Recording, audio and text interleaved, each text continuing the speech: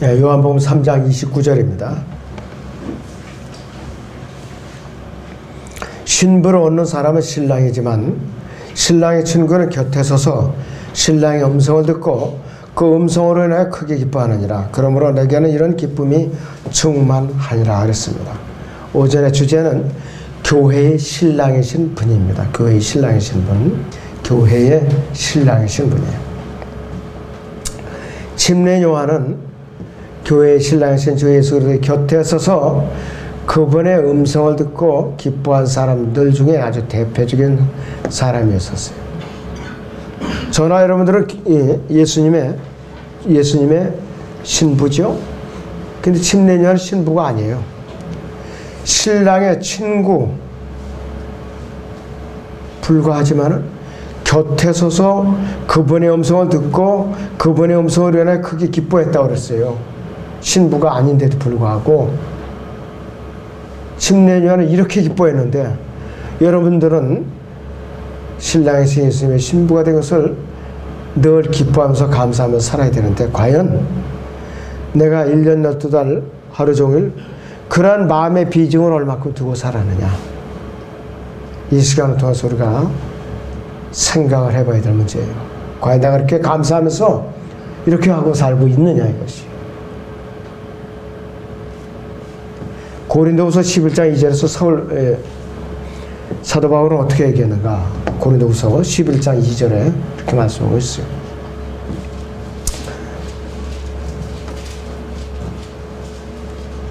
이는 내가 경건한 질투로, 그랬어요. 경건한 질투로 너희를 한 남편에게 정혼시켰나니 이는 한 순결한 처녀로 너희를 그리스도께 바치려는 것이라, 이렇게 말했어요. 한 남편에게 정혼시켰나니 뭐냐? 복음을 전해서, 너희가 구원의 복음을 전해서 예수님을 증거해서 너희가 거듭나게 해서 예수님과 한 몸이 되게 만들었다 이거예요. 그 정혼을 시켰다. 중매쟁이가 누구냐? 사도 바울이에요. 바로 여러분들은 누구한테 복음을 전하잖아요. 그 사람이 주님을 영접해서 구원을 받았어요. 그러면 그 사람이 누구냐? 영적인 중매쟁이에요. 아주 훌륭한 중매쟁이에요. 그래서 영적인 중매쟁이의 역할을 활발해서 열매가 많으면 그리스도의 심판서에서 엄청난 상급이 기다리고 있는 것이에요. 과연 내가 영적인 중매쟁이를 하면서 지금까지 얼마나 주님께로 내가 혼을 이겨와서 정혼을 시켜놨는가? 지금까지 거듭나가서는 중매쟁이로서 한 일이 아무것도 없다. 열매가 아무것도 없다. 그러면 가짜 중매쟁이에요. 이건 복음을 안 전했다는 거예요. 자, 그래서 여러분들은 내가 영적인 중매쟁이 역할을 부지런히 해야 됩니다. 부지런히 해야 돼요. 자, 사도 요한은 또 요한계시록 21장 9절에 보면은 어린 양의 아내를 미리 봤어요. 환상을 본 사람이. 요한계시록 21장 9절을 봐요. 자, 요한계시록 21장 9절을 보시고. 또 마지막 7재앙을 가득 담은 7 보리병을 가진 7 천사 가운데 하나가 내게 와서 나와 대하며 말하기를 이리 오라. 내가 너에게 신부인 어린 양의 아내를 보여주리라 그랬어요.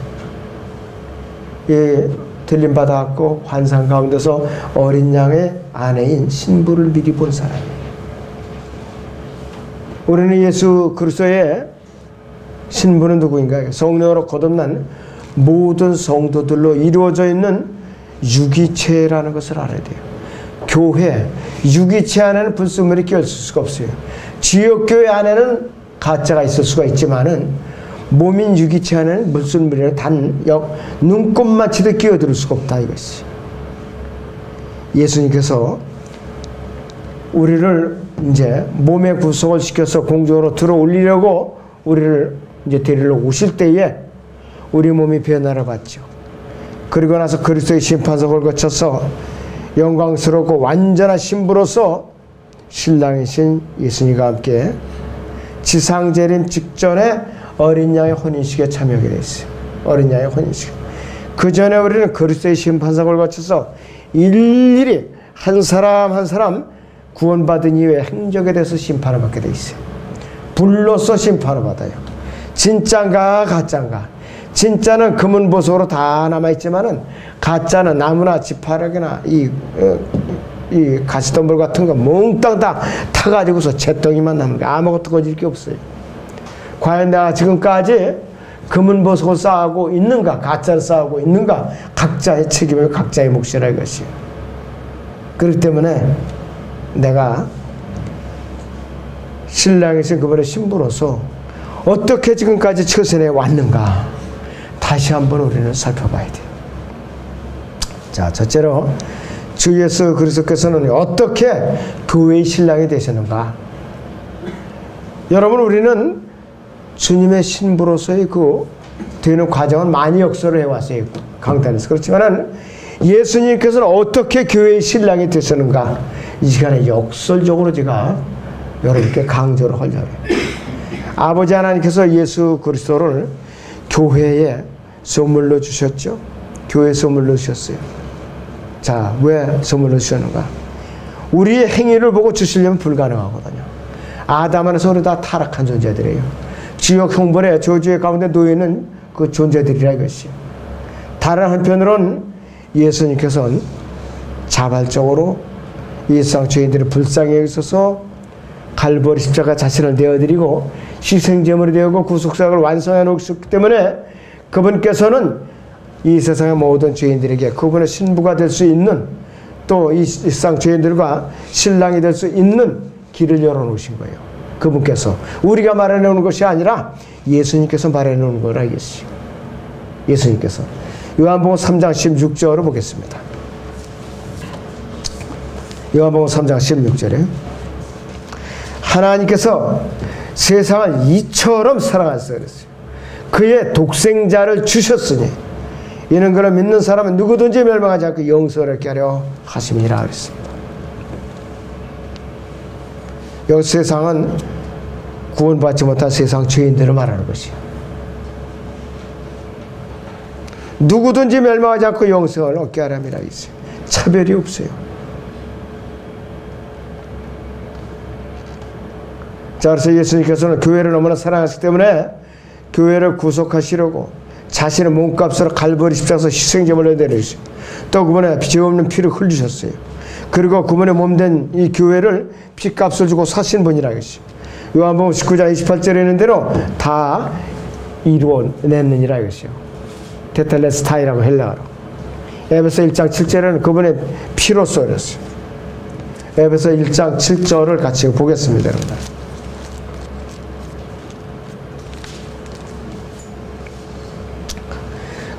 그의 사랑하시는 이 안에서 우리가 그의 은혜의 풍성함을 따라 그의 보혈을 통하여 구속과 죄들의 용서함을 받았느니라 그랬어요. 우리는 그분의 피로서 혼의 구속을 받는 그 순간에 예수님의 신부가 되고 그분은 우리 신랑이 되는 것이에요. 베드로후서 1장 18절을 보죠. 베드로후서 1장 18절을 보겠습니다. 베드로 전서 1장 18절 19절을 봅니다. 베드로전서 1장 18절 19절을 봅니다. 이는 너희가 아는 바와 같이 너희가 너희 조상들로부터 전통으로 이어받은 너희의 허망한 행실에서 금이나 은이나 금 같은 썩어질 것들로 구속된 것이 아니라 흠도 없고 점도 없는 어린 양 같은 그리스도의 보배로운 피로 된 것이기 때문이라 그랬어요.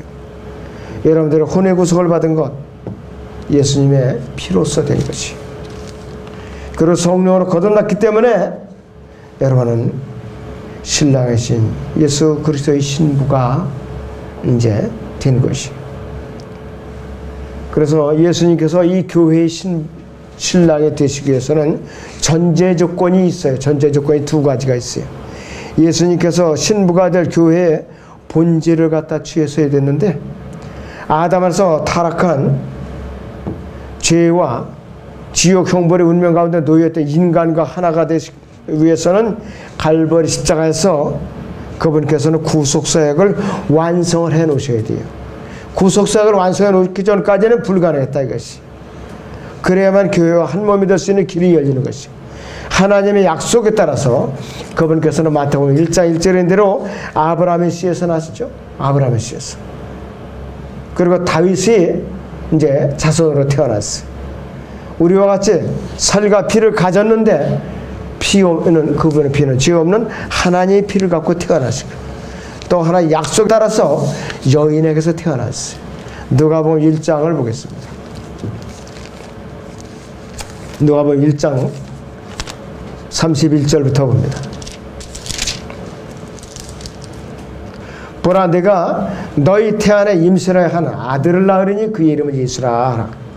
그는 위대하게 될 것이며 가장 높으신 분의 아들이라 불릴 것이요 또 주 하나님께서 그에게 그의 조상 다윗의 보좌를 주실 것이며 그는 야곱의 집안을 영원히 통치할 것이요 그의 왕국은 무궁하리라고 하니라.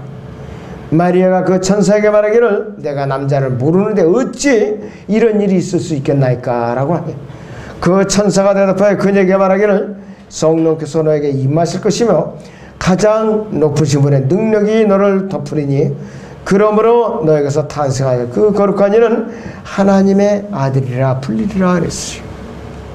그리고 육신으로 태어나신 그분은 밥도 드시고 자라나기도 하시고 몸이 자라났대. 지혜와 총명도 자라났다 이것이. 누가복음 2장 52절을 보겠어요.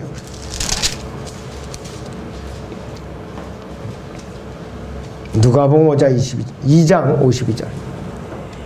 예수께서는 지혜와 키가 자라고 그랬어요. 하나님과 사람의 총회 속에서 자라가시더라. 키도 자라시고 지혜도 자라시고. 아니 하나님은 어떻게 키가 자라나나 이상하게. 육신을 입고 인자로서 몸 안에 갇혀있는 하나님은 몸이 자라나게 돼 있어요. 그러나 하나님의 신성으로서 육신을 입기 전에 하나님은 육신에 갇힐 수도 없고 자라날 수도 없는 전지하신 분이에요. 그런데 육신 안에 계시는 동안은 이 땅에서 인자라고 불리셨고 또 키가 자라시고 그럴 때는 그분께서는 회당에서 12살이 되어서부터는 이제부터 토론도 하고 가르치고 하고 논쟁도 하신 거예요.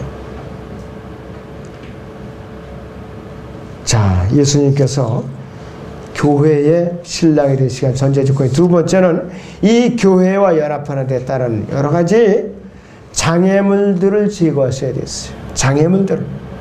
세 가지 장애물이 있었어요. 첫째는 죄, 두 번째는 타락, 세 번째는 저주예요. 아담 안에서 타락해서 죄와 타락과 저주를 우리는 물려받고 태어난 사람들이에요.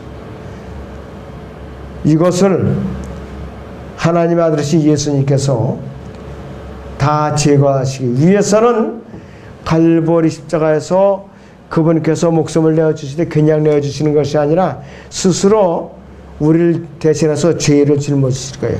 고린도서 5장 21절인 대로. 또 우리를 위해서 대신 저주를 받아주시는 거예요. 갈보리 3장 13절입니다. 죄와 저주가 되셔갖고 갈보리 십자가에서 다 짊어지시고 희생제물로 내어드린 거라 이것이. 그리고 우리에게 분명히 그분의 신부가 될 영광스러운 통로를 활짝 열어놓으시고 또 우리를 존귀하게 여기시고 하나님의 아들이신 그분과 연합에 부족함이 없도록 자격 조건을 갖춰놓으신 분이라 이것이에요. 우리가 갖춰놓은 것이 아니에요. 그럴 때는 부득이 갈보리 십자가 희생제물로 내어드려야만 됐다 이것이. 예수님께는 그분의 신부를 비참함과 불결함과 영원한 지옥 행보로부터 죽음에서 구원하시기 위해서 갈보리 십자가 사건을 이루어놓으신 것이요. 누가복음 24장 46절을 봅니다. 누가복음 24장 46절을 보겠습니다.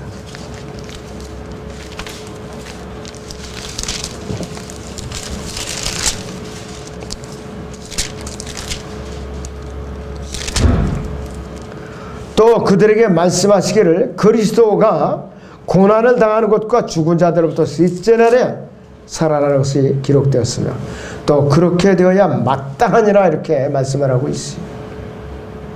이러한 이유에서 예수 그리스도의 몸값으로 사신 교회에 대해서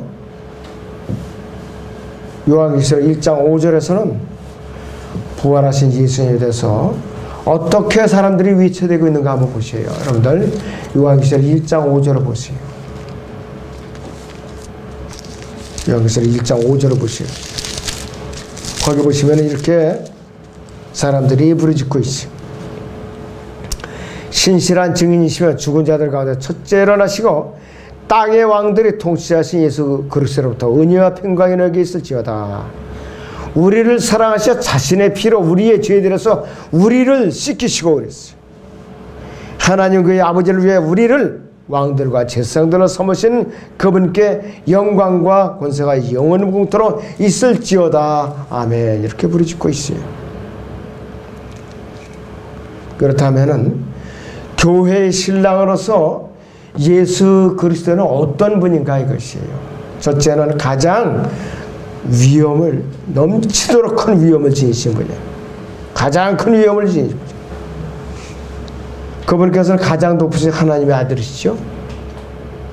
또 두 번째는 그분께서 생명과 영광의 주인이세요. 그분께서 또 왕 중에 왕이세요. 왕 중에 왕이에요. 디모데전서 6장 15절 보세요. 왕 중에 왕. 보통 왕이 아니에요. 디모데전서 6장 15절.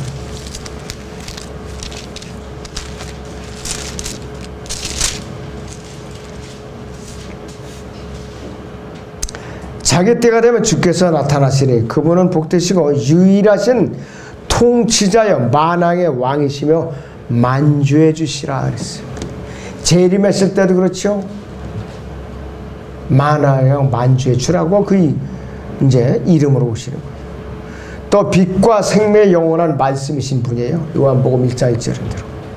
또 천사들의 찬양의 대상이고 모든 것의 주인이시고 하나님과 또 동등하신 분이에요. 요한복음 10장 3절은 나와 아버지는 하나님이라고 했어요. 또 우리에게 영원한 기쁨이시고 온 우주의 통치자이시고 모든 것의 소유주이시요. 우리가 이걸 말로 어떻게 다 표현해요? 그분의 장엄한 이 위엄을 말로 어떻게 표현할 수 있겠느냐겠어요.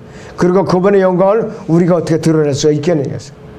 그럴 때는 우주에서 가장 큰 위엄을 지니신 분이에요. 교회의 신랑이신 예수님께서는 또 온 우주에서 가장 아름다우신 분, 가장 아름다운 분. 사람의 자손보다 아름답게 이를 때가 없고 하나님의 영광의 광채예요. 또 하나님의 인격의 정확한 형상 자체예요. 솔로몬의 노래 2장 1절에 이런 것 같이 샤론의 장미보다도 더 아름다운 빛나는 또 새벽별이에요. 빛나는 새벽별. 또 그분께서는 한없이 부유하세요.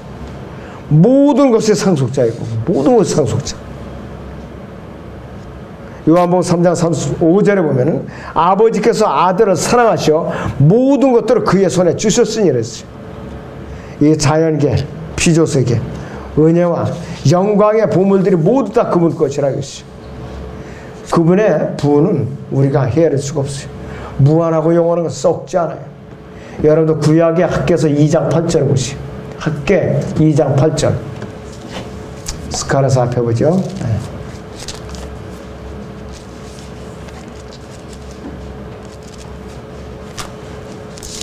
학개 2장 8절을 보죠. 은도 내 것이요 금도 내 것이라 만군의 주가 말하노라 그랬어요. 은도 금도 다 내 것이요. 이 세상 부자들이 금괴를 갖다가 그 뭐야 이제 골드 바르 돼가지고서 몇십억씩 비밀 금괴 잠겨놓았을지라도 그 사람 돈 주고 샀을지라도 미안하지만 은과 금은 하나님의 것이라고 그랬어요. 하나님의 것. 자, 여러분들 금 많이 가졌다고 자랑할 거 없어요. 옛날에는 금보다 은이 더 비쌌어요. 그 중국 청나라 말기에는 어떤 부자가 큰 창고에다 무역을 해갖고 은을 갖다 저장하는 거예요. 근데 불이 났어요. 그래갖고 은이 녹아가지고서 강으로 다 흘러들인 게 그냥 그 많은 은이 그냥. 그러니까 부자가 땅을 치고 통곡을 하게 어떻게 창고를 관리했길래 불을 내느냐 이것이에요. 그만큼 은이 귀했다고 그래요. 요즘 금값은 이려 내려가고 은값이 올라갔어요. 자, 여러분들 그래서 은도 내 것이요 금도 내 것이라고 했어요. 만군의 주가 말하노라 하나님께서 여러분들 아무리 여기에 가락지에 금으로 다 된 거 끼고 갔을지라도 죄송하지만 여러분들 돈 주고 샀을지라도 하나님께 빌린 거에 불과해요. 여러분들 빌린 거 내 것이 아니라 이거예요. 언제까지? 몸의 구속을 받을 때까지. 그리고 신랑이신 우리 교회 신랑이신 예수님께서는 무한하도록 아주 무한하게 선하신 분이에요. 온갖 미덕을 다 갖추셨어요. 그분의 사랑은 우리의 이해와 상상을 초월하는 분이에요. 또 그분의 애정을 말로 표현할 수 없을 정도예요. 그분의 동정심과 자비와 인자심은 영원 무궁하신 분이라 이것이요.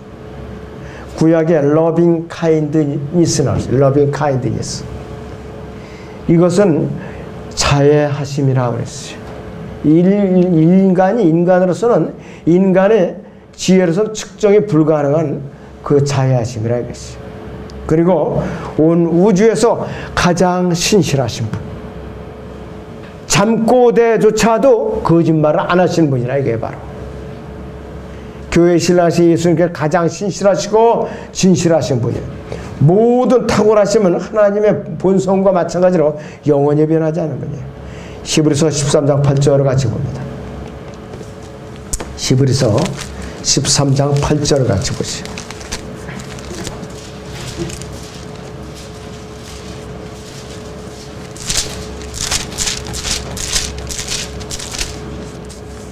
히브리서 13장 8절. 예수 그리스도는 어제나 오늘이나 영원토록 동일하시리라 그랬어요. 지금까지 말씀드린 모든 것이 예수님께서는 영원토록 동일하시라. 이 속성 자체가 동일하시요. 그래서 지금까지 소개해드린 모든 것이 교회의 신랑이 되신 예수 그리스도의 성품들이 예수님께서 그분의 백성들을 다른 어떤 신랑도 사랑할 수 없는 거죠. 다른 세상 어떤 신랑도 나는 자기 없이는 죽어도 못 살아 이렇게 아무리 그냥 발장을 껴안고 어쩌고 저쩌고 했을지라도 세상의 신랑은 다 가짜다. 다 도둑놈들이에요. 왜? 감정이 변하면 배반하게 돼 있어요. 배반하게 돼 있다. 처음에 결혼식 올리기 직전에 신랑 신부가 맹세했던 거, 혼인식장에서 혼인선서를 했던 거 그대로 지켜간다면 부부싸움 할 일이 없어요. 그대로 지켜지던가요? 요 왼수 같은 육신 때문에 발칵 화를 내고 그냥 서로 성질을 내고 꼬챙이질을 하면서 막 그냥 핥게 되죠. 그냥 두고 바라면서 서로. 그것이 타락한 인간의 본성이에요. 결혼 생활 하신 분들은 이해가 할 거예요. 지금 제가 이제 말씀하는 이 세상에 어떤 신랑도 신부를 위해서 이렇게 해낼 수가 없어요. 예수님만이 가능한 것들이.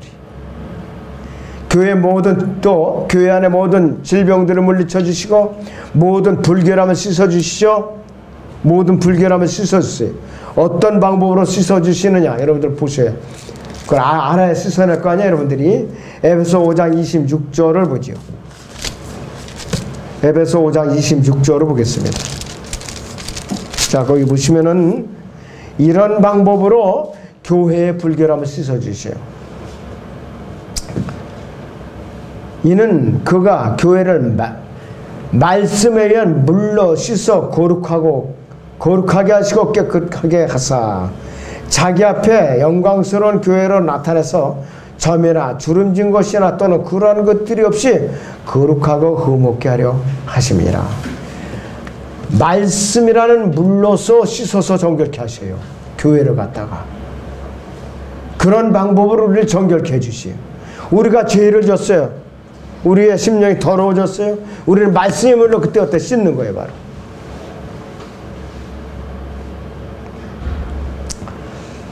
그리고 아름다움을 갖춘 그분의 거룩한 형상으로 교회를 갖다 바꿔놓는 거예요. 언제? 변화받았을 때.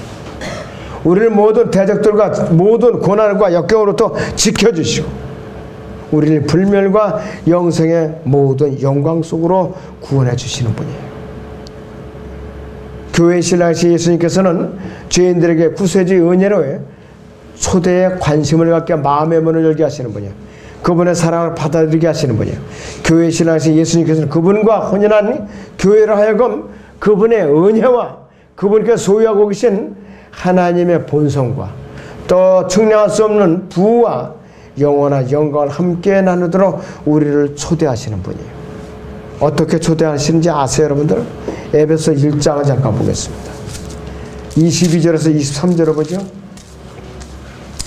에베소 1장 22절에서 23절을 봅니다. 또 만물을 그의 발 아래 두시고 그를 만물 위의 머리가 되게 해서 교회에게 주셨느니라. 교회는 그의 몸이니 만물 안에 모든 것들을 채우시는 분의 충만이니라 그랬습니다. 영원토록 이루 헤아릴 수 없고 측량할 수도 없고 헤아릴 수도 없는 영원한 영광과 부를 우리에게 나눠주시고 온 우주에 나가서 통치에 참여할 수 있는 특권을 주신 분이에요. 자, 그리고 교회 신앙에서 예수님께서는 그분을 영접하여 성령으로 거듭난 성도들만이 그분의 신부가 될 자격을 주셨고 영원한 구원의 기쁨을 누릴 수 있는 자격을 주신 분이에요. 또 그분께서는 성도들에게 그들이 고귀하고 높은 신부님을 알게 하고 그분 앞에서 또 그 신분에 합당한 삶을 살도록 우리를 갖다 주의하러 돌보시는 분이에요. 그래서 우리는 믿는 성도들이라면 당연히 신랑이시는 그분을 사랑하고 섬기며 그분을 공경하고 그분의 뒤를 따라가야 돼요. 걸맞게 행동을 해야 돼요. 그리스도인이란 뭐냐? 그리스도의 도를 향하는 사람, 그 길을 따라가는 사람. 그래서 고난의 길을 아무 불평 없이 감내를 해낼 수 있는 사람들이야말로 우리는 신부로서의 자격이 있는 사람들이겠죠. 무엇보다도 주님께서는 낙심하고 두려움과 근심에 사로잡혀 있는 이 세상에서 고난받는 연약한 성도들에게 격려를 아끼지 않는 분이에요. 격려를 아끼지 않는 분. 자, 여러분들 교회 신랑에서 예수님께서 과연 뭐가 아쉬워서 갈보리 십자가에서 희생제물로 드려주시는가 이것이. 여러분께서 그분의 신부가 이렇게 이제 약속을 받았는데 과연 내가 이렇게 안일하게 구태연하게 내가 이렇게 이제 설교만 듣고 그냥 또 집에 돌아와서 잊어버리고 살고 세상에 푹 빠져 살고 또 주일날 이렇게 형식적으로 나와서 또 이렇게 시간만 보낼 것인가 아니면은 지금 받은 이 말씀대로 내가 그 말씀을 되새기면서 살아있는 믿음을 행사할 것인가. 각자의 몫입니다. 각자의 몫.